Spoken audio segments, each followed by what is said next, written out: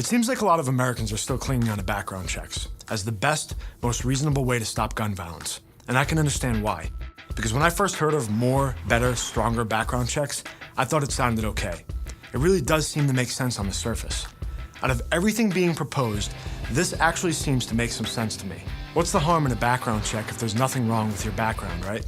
Amidst all the noise banning this gun or a specific magazine, the average person hears background checks and says, yeah, of course that makes sense.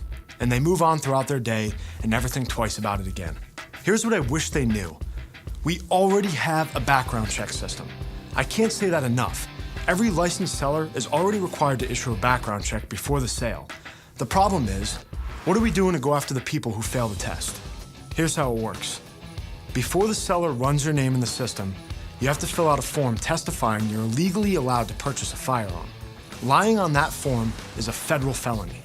So let's say that's what happens. The criminal lies on the form, and the seller takes it back to run the name through the system. In 2010, that scenario played out 76,000 times, and only 13 of those 76,000 were legally blocked from buying a firearm, and were actually prosecuted and convicted for committing a felony in order to try to buy a firearm. So if you're a bad guy, why not give it a shot and see what happens? The worst thing that's gonna happen is you waste a little bit of gas and you go to the store and they tell you no. The Attorney General, Eric Holder, was asked about this statistic, and he said there isn't enough time to catch and prosecute all of these criminals. Okay, fine. Law enforcement is stretched thin, and they've got a lot of problems on their hands already.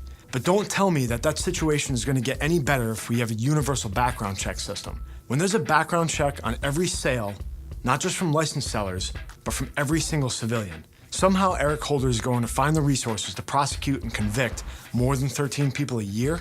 This is a political game and agenda that has nothing to do with making Americans safer.